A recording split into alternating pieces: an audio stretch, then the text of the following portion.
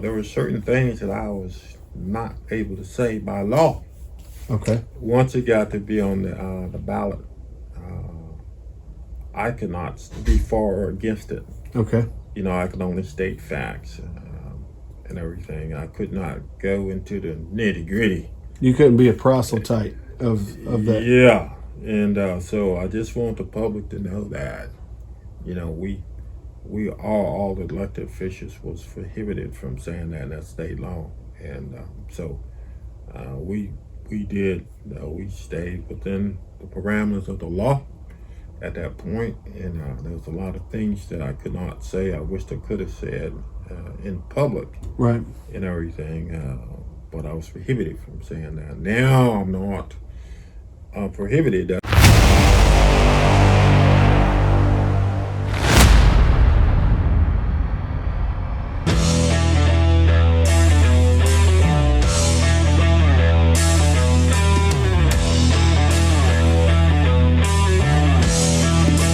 You are listening to Not on the Payroll right here at notonthepayroll.com. You can check us out at Facebook, check us out at YouTube, check us out at Rumble. You can also check out our content on Twitter.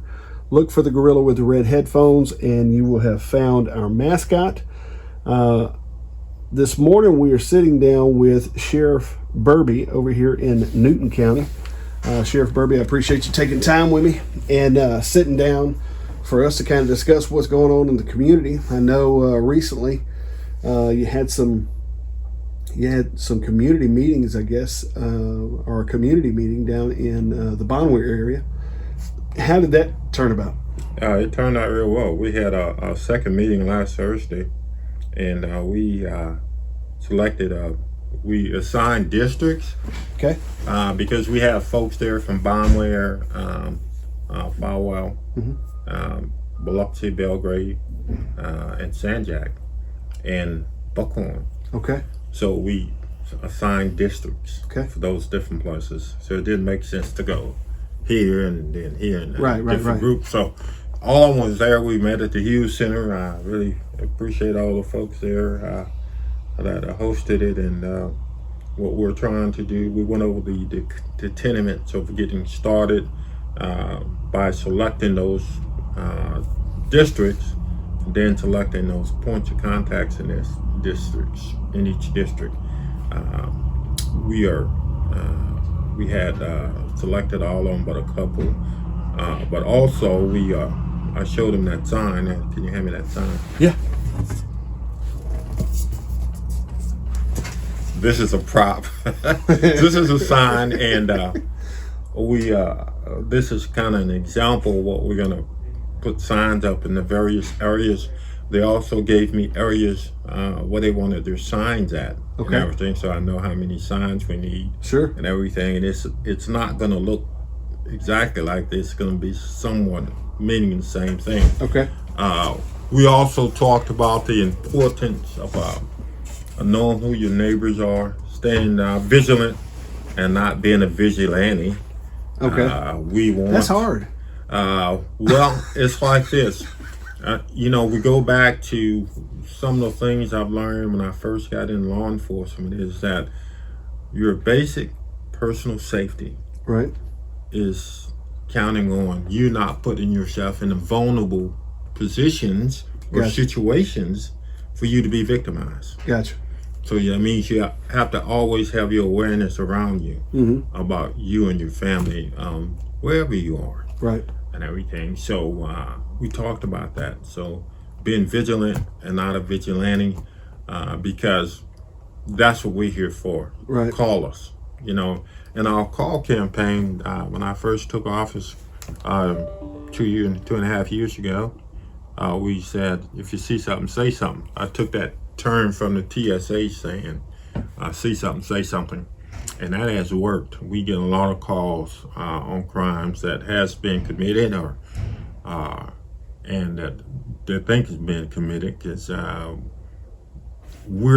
we can't be everywhere. I wish I had a deputy every 5 miles in this county, but that's just not the case. Right. And it's never going to be the case. So the public, our citizens, are our eyes and ears, and our soldiers. Right. We're all in this together because we work for them. So we talked about that, being vigilant, not being a vigilante. If you see something, take note of it. You should know who and who's moving around in your neighborhood. For instance, we have a lot of property owners who don't live here, and everything. And these knuckleheads will take advantage of that. They'll sit and watch someone's property and see that they're not there, and they will go in there and steal something. And we won't find out about it until that property owner comes back. Sure. So, the trail is cold. So taking that under consideration, we talked about video cameras, surveillance cameras, and some of the residents have since purchased those, some cameras, and there's so many different ones out there. So I'm not here. I don't have stock in video surveillance cameras. So, you have to find out what works for you the best. Sure. I know that I have one that I've been using for 10 years. Right. Since I bought my property, since I've been up here. It works too. It works. And I, before I moved up here full time, I was able to sit at my desk and, see what was going on if I needed to. And I had an alarm on it, and it was, it was good. And it's still good, and you can't beat that. Right. You can't beat it. And they got the ones that shows just as good in the nighttime as in the daytime. Right. And everything. And the ones I have are so sensitive. I have a moth fly by at night, and it sets it off. Right. So they're out that's there. it. Yeah, they're good. So we talked about that. We talked about how we have to stay motivated and keeping those kind of things going to keep our communities safe. Yeah. Bon Weir is a good example of the folks who are looking to improve their neighborhood insofar as safety.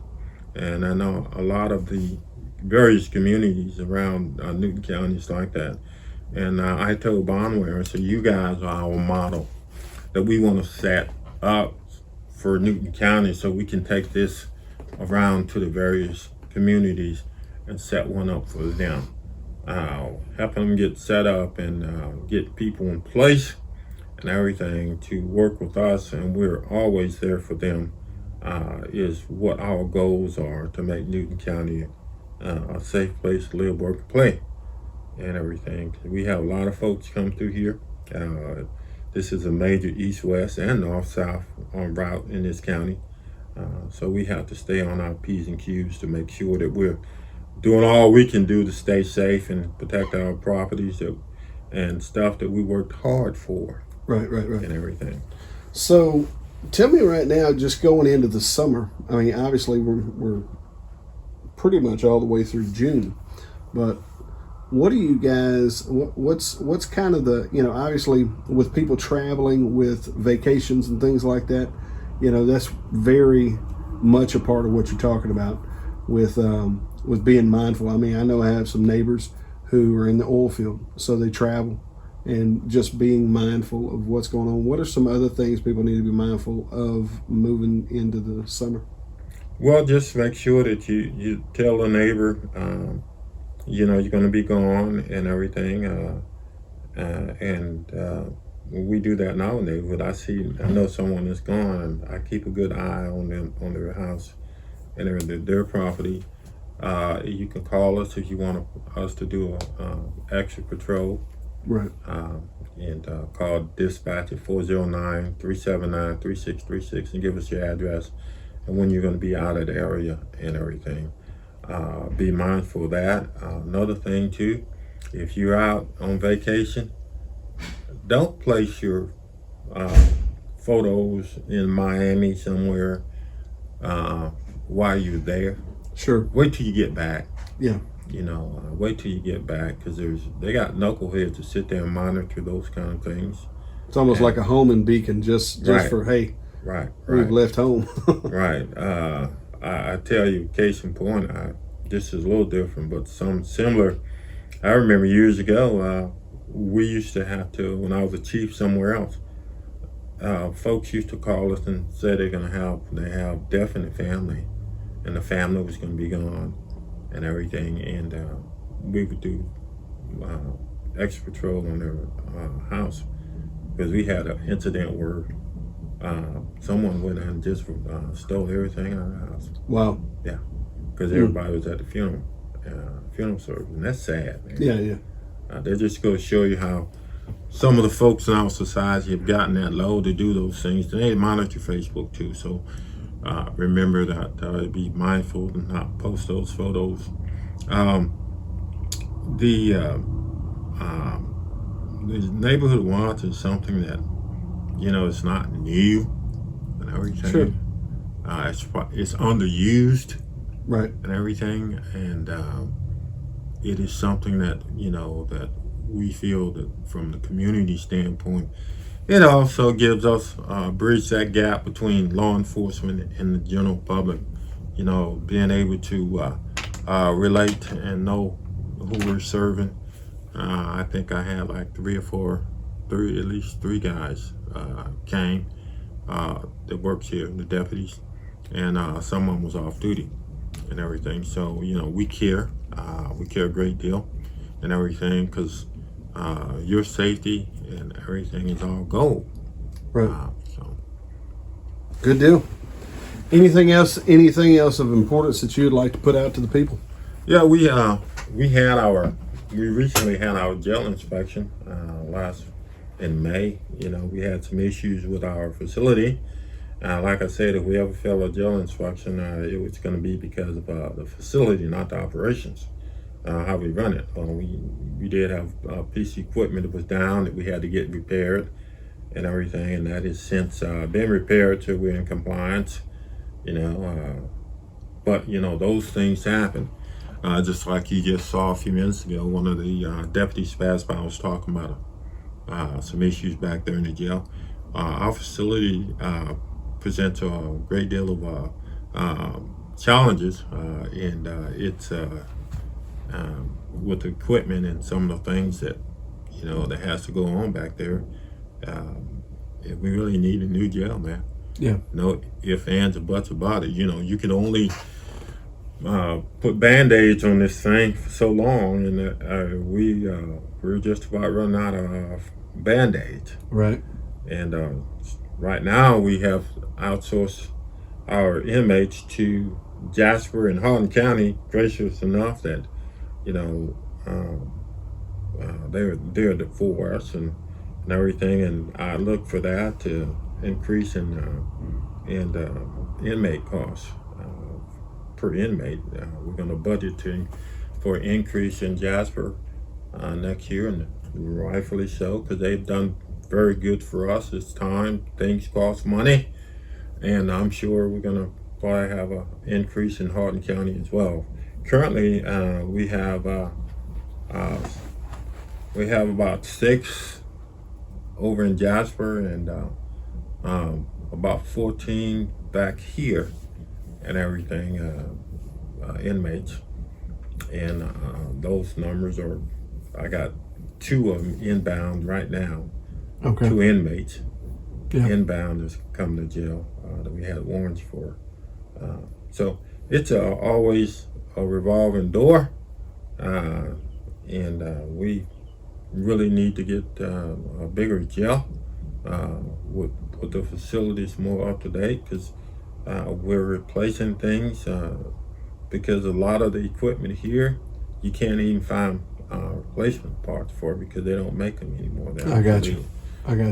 So we're getting ready to look at replacing the computer system, which is 20 years old. Wow. And also we have to do some work on our surveillance system. So there's a lot of different things that needs to be done, and all these things cost money. Well, and what's crazy is it's almost like the standards for what's required, that goalpost keeps moving every year. It's almost like, what's being required for you guys to maintain is totally different than it was a decade ago. Yeah.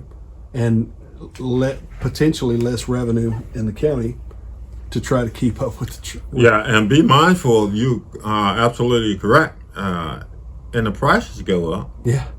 The prices, one thing about people who who have a background working with the government, city government, county government, they know the stuff that we buy is a lot higher than what you buy in Walmart or something. Right. You know, on a regular basis, the governmental prices seem like they always are higher because some of the stuff is grant based, is grant funded, and they know that, and they can they being those vendors and everything, and the prices accordingly. So it's very difficult. I think that Newton County does. We're always facing that challenge, some kind of challenge with money and everything at all our different areas in Newton County, and we're trying to make sure that we provide the services and assistance to the county on a shoestring budget. Yeah, and everything. So tell me this, talking specifically about jail, with you seeing the current situation, what do you feel like is the, some people balk at this statement, but what do you see as the most efficient solution to fixing the jail problem, number one? And number two, what is the fastest solution? I mean, obviously, the current solution is we're farming our guys that are basically shipping our guys out to other locations, right? Mm-hmm. But if you were sitting back here looking at this thing, what do you feel like is the most efficient way to solve that problem? Well, there was a bond that we did a couple of years ago, and it seemed like a couple of years, but I think it was last year, I guess. Okay. When you're in this job, time flies. Right. Well, anyway, when we as the county had to go out and talk about the bond and that project, there were certain things that I was not able to say by law. Okay. Once it got to be on the ballot, I could not be for or against it. Okay. I could only state facts and everything. I could not go into the nitty gritty. You couldn't be a proselyte of that. Yeah, and so I just want the public to know that, we all the elected officials was prohibited from saying that in that state law, and so we did. We stayed within the parameters of the law at that point, and there was a lot of things that I could not say. I wished I could have said in public, right, and everything, but I was prohibited from saying that. Now I'm not prohibited. That's why I'm telling you. We need a big facility. You asked those questions. What is the immediate fix? There's two different options. One of the options is to get the old prison, which the county owns, phase one building, to get it back up to code, or to build a new facility. Now I'm gonna tell you what, there's not a whole lot of soft money or easy money out there at all for jails like they were 30 years ago when I first got in this business, and especially in Texas. Texas was building prisons all over places. Some of you remember that, but those funds are not there anymore. I talked to the jail commission just the other day. I said, if you hear anything about funds to get a jail, let me know. He laughed, He said, I will. And I've asked him that before. But anyway, that is one option. Then getting that place up to code, and it's big enough. Its area is adequate for. It's designed for a jail. It was a jail. It was a prison, actually. Most of the stuff still works. Obviously, there's some infrastructural things in so far as wiring that has to be brought up to code. And that's when I say code, like sprinkler system, especially, and everything. And a lot of folks think it's our building now. What are we gonna do with it? We gotta do something with it. We need a jail. Right. It's the second option, like I said, to build a new facility altogether. And that's going to cost millions of dollars. Yeah. And everything. Third option, what we're using is outsourcing them to other places, and that's not going to, that cause a strain on us to go and get and take to, bring back to court. A lot of transport. Takes. It's a ripple effect. As I say, it takes deputies off the street that will be on the street to have to go do transport duties. The law enforcement careers and profession now, we have a very downsized of people available coming in law enforcement, because a lot of folks don't want to come this way because a lot of law enforcement gets such a bad name. Sure. For various reasons. We're not a perfect entity, but there's folks who make mistakes in our profession, but don't hold it against the whole profession. Sure. If you get a bad doctor, are you gonna quit going to a doctor altogether? Just find you another doctor. Makes sense. Yeah. But anyway, we're trying to fix those issues. As in law enforcement and everything, and because we come out of the public. Yeah. I was a citizen before I was a law enforcement officer and everything, and a lot of folks just don't gravitate towards us like they used to. Yeah. And everything, because they see what they have to go through, and it's a dangerous job. Yeah. On top of all that. Yeah, it seems like a lot of exposure in multiple facets. Number one, you get berated and beat up by the Facebook police. You get berated and beat up by potentially out here dealing with those citizens in real time. Mm-hmm. So it's almost like you're getting it coming and going. Then the lack of funding in a small county like this, obviously affects. It affects a lot of things. The trickle down from funding is just so huge, so vast. So. Oh yeah, and it's, we'll never have enough money. Sure. To do what we need to do. We'll never have enough people. And I know I keep saying this, but I'm using it as an example. I was a chief before, and I had an $11 million budget, and I still didn't have enough money. Yeah. I had 127 folks. Right. I still didn't have enough folks. Yeah. You know what I mean? Sure. You can always use more. But one of the things in our profession, we have always been able to meet that challenge and to make do and provide a good product. Now, one of the things that I think it was Jay I was telling, I said, look here, we do a good job, okay? We maintain, and things don't get out of hand, right? For what we got, what we got. Yeah.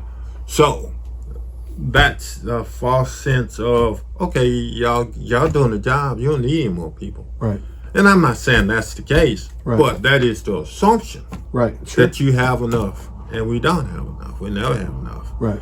Because there's a lot of things that needs to get done around here. Right. A lot of different things. There's a lot of needs. I do a lot of social help and trying to not only find the offenders in crime. Right. I try to prevent crimes from happening by finding help for those folks who are in that that system or that area that pretty soon they're going to start committing crimes and escalating, because criminal behavior escalates. Okay. So I'm trying to knock it down here, to keep it from happening and everything, prevent it from happening. Then when it happens, we do the apprehension, the case of court and whatever. And when they go to the system, try to get them to get right on track by finding resources and places for them to go to get their feet under them, where they can get out of that paradigm of committing crimes, or want to commit crime, or want to use drugs. Sure. And you use drugs, you can probably commit crime. Right. Okay. So, you see what I mean? Yeah. And drugs is an issue. We work on those different things, mental health caused by drugs, or mental illness, or combination of both because it gets so complex, convoluted, you don't know which came first. Sure. Yeah, chicken or the egg, right? Yeah. And right now we have 4 individuals we're waiting to get some help for, and the system is so clogged up. I got a guy that's been here over a year, just about a year. He's $828 to get a bed in a mental facility. $828. Wow. State of Texas. Doesn't matter where it's at. We get a bed, we'll take them. Have to. And so all these different things that we do and everything, and the challenges that we face, and that's why I'm here. Right. I came here to help. I'm a guy that loves challenges. We've talking about the profession of law enforcement, and someone said something to me the other day about that being dangerous, and I looked at him and I said, man, danger is our profession. Right. We run the danger. Right. Because they look at us and, it's a big deal. Well, we're kind of exposed to that kind of stuff all the time. Sure. It don't get the rise out of us as it would get a normal person. Right. That's why we're doing this job, because we're maintaining our composure under pressure. Right. Absolutely. Sheriff Burby, I appreciate you taking time with me this morning. Yeah, anytime, Jay. I appreciate you taking time to come and talk about the issues of Newton County as so far as Sheriff's Office is concerned, because, like I told you before, I'm pro Newton, man. Right. I live, drink, sleep, and look forward and trying to do the best job I can for the citizens of Newton County and everything. I had a great time Good deal. doing that. Good deal. Look forward and keep on doing it. Sounds good. Ladies and gentlemen, if you like this type of content, please like, share, and subscribe. You have been listening to Not on the Payroll right here at notonthepayroll.com. Check us out on Facebook. Check us out at YouTube. Check us out at Rumble. Also, check us out at Twitter. We appreciate you guys. Appreciate everybody. Hey, be watching out for your neighbors. We are our brother's keeper. And, some of the mess in our communities could start by, we could start by actually grabbing a broom and sweeping around our own front porch first. So keep that in mind. We love you. We appreciate you.